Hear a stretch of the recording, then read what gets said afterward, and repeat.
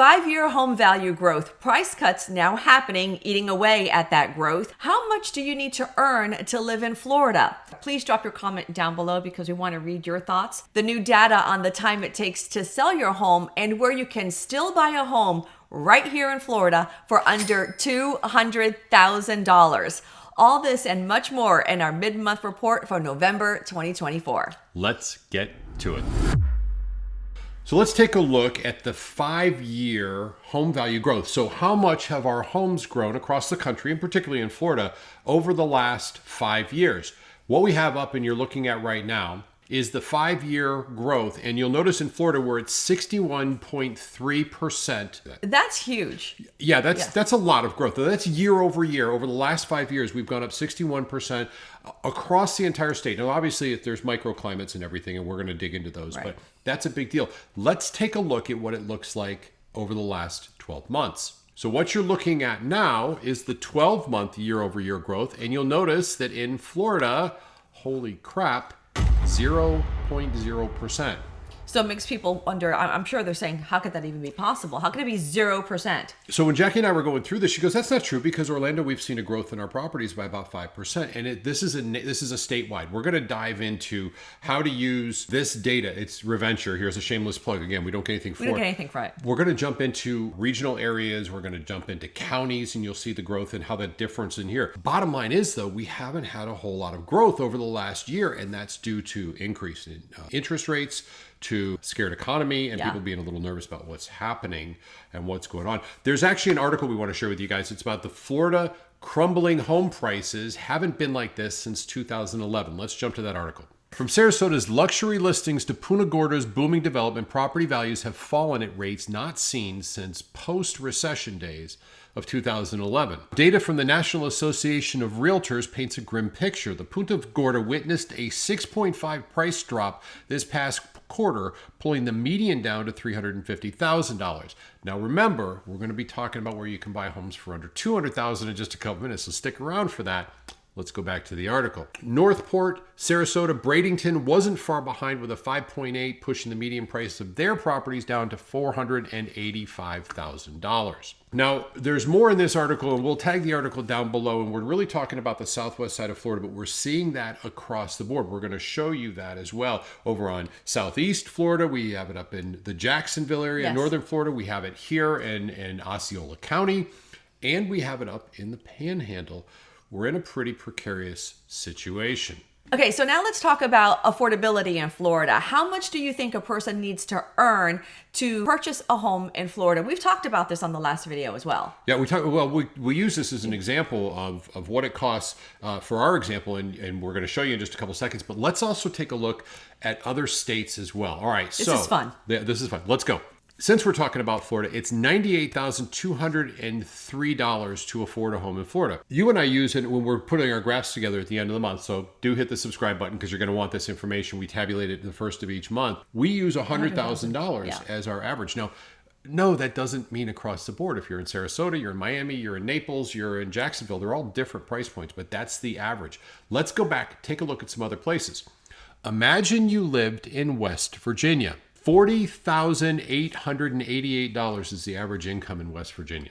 Affordability, whoop, whoop, all the way up there. 100%, but they don't make a lot of money there as well. All right, let's go back to it. So you've got Iowa, Oklahoma, Arkansas, Louisiana at $50,000. Okay, so now Louisiana, that's not too bad. I wouldn't mind.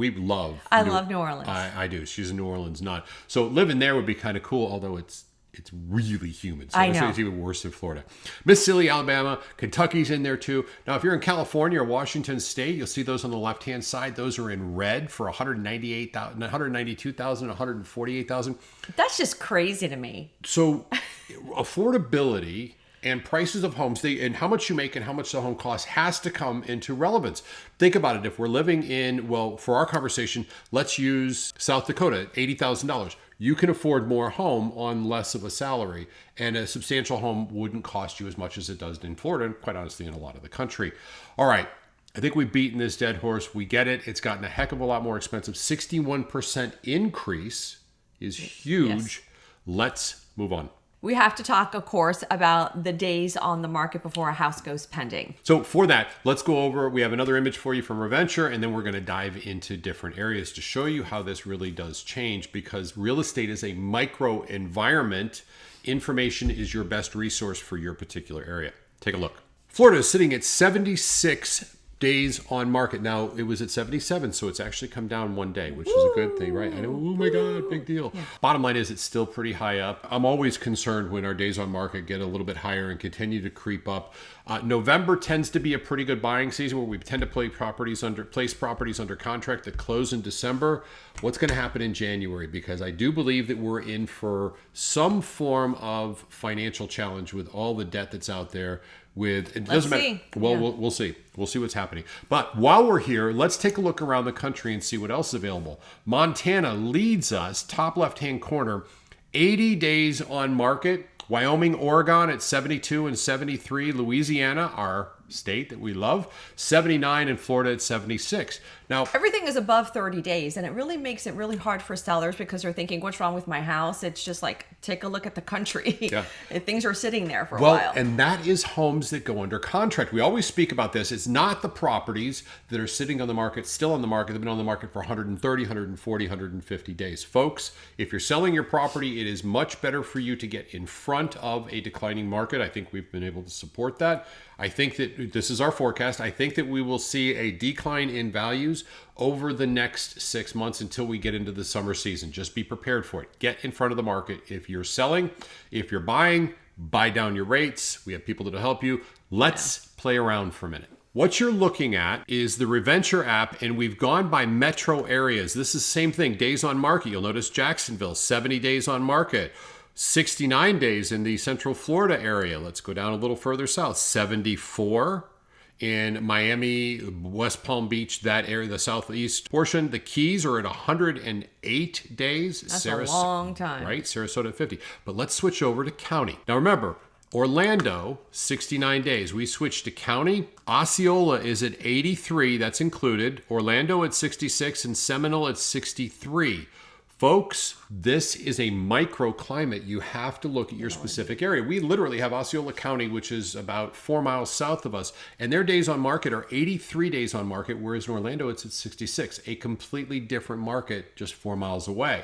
We're going to spin around there real quick, and then we're going to get to the, let's save them the time. Go to Reventure. You get this. It's free stuff. It's so cool. What makes it great sense, reventure.app. But let's talk about what's fun. Let's talk about the 15 cities you can buy homes in Florida for under $200,000. You ready? Yes. Let's do it. Honestly, we can't talk about that right now because we have to talk about inflation, George. You can't just jump to the fun stuff. Okay, so let's jump over to the inflation. We'll cover that, and we're going to get to the 15 places you can buy a home for under $200,000 in Florida.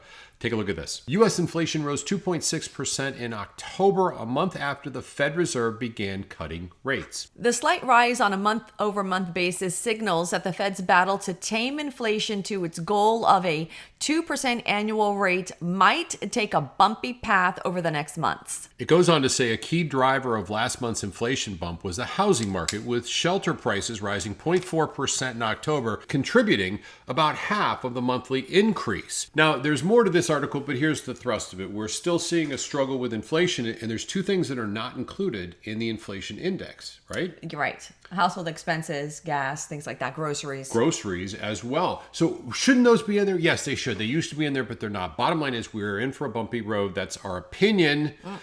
Also important to note that the Fed is going to be meeting in December on the 17th and 18th. Currently, they're forecasted there may be a slight drop in the rates, but I'm thinking that's probably not going to happen. We are going to see our interest rates are starting to lower a little bit, which is terrific. Okay, now the fun stuff. The 15 cities where you can find a home for under $200,000. Go for it, Georgie. Number 1, Lake City. Number 2 and 3, Lauderdale Lakes and Lauderhill, both of those in southeast Florida.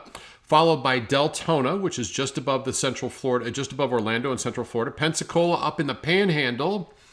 Gainesville, and then Pine Hills. Pine Hills again in Orlando. Gainesville, of course, University of Florida. Go Gators! And you know what? I did want to say that since I've been going to Gainesville a lot because our daughter goes to UF there, I've noticed that the building, everything is just booming. There's a lot more retail stores and things like that. And I keep telling him we should invest in Gainesville because it's going to be like Orlando in 10 years. I would. It's just every place grown in so Florida much in the 20 years I've been here. You know what we need to do next time? We're going to do one. We'll do what migration looks like because it's relevant as well. Let's jump back to this. As we said, number 7 is Pine Hills, followed by Daytona Beach. We love Daytona Beach. This is the best value waterfront property. Panama City's a close second, of course, which is our number 9 city. But back to Daytona. I love it. I think Daytona is a great value, a great deal. Beaches are terrific. You can drive on them.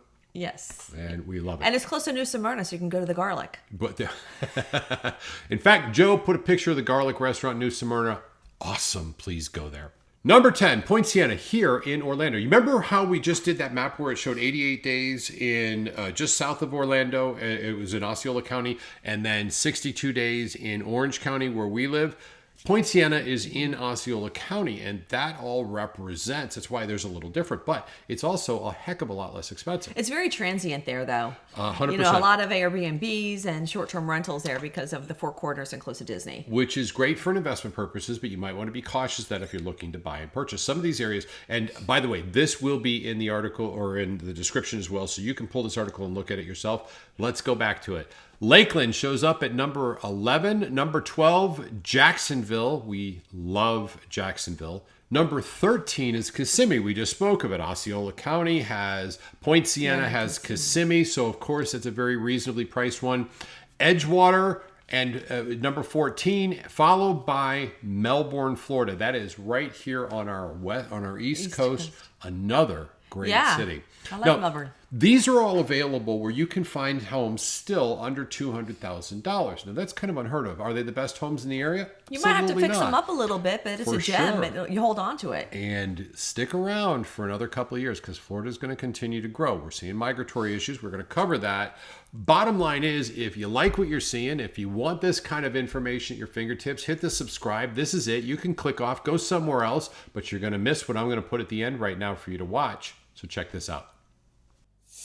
You're going to like this. We guarantee to sell your home in under 45 days. Or we'll step in and pay the mortgage until it does. Hi, I'm Jackie Sosa. And I'm George Philbeck. Let's say that again. Your home sold in 45 days or less at a price you agree to, or we'll step in and pay the mortgage until it does. And the best part is our guarantee is 100% risk-free. If you're not happy, fire us. You're in control. We know you'll be happy because we outsell the average agent over 50 to 1. We're not bragging, we're applying for a job. And don't forget, commission is completely negotiable. After all, it is your house, so you're in control. For a more detailed look at why we outsell the average agent more than 50 to 1 and how you can sell your home for more money, as well as your potential next steps to a secure selling process, simply go to the site in the description and on the screen below. Thank you.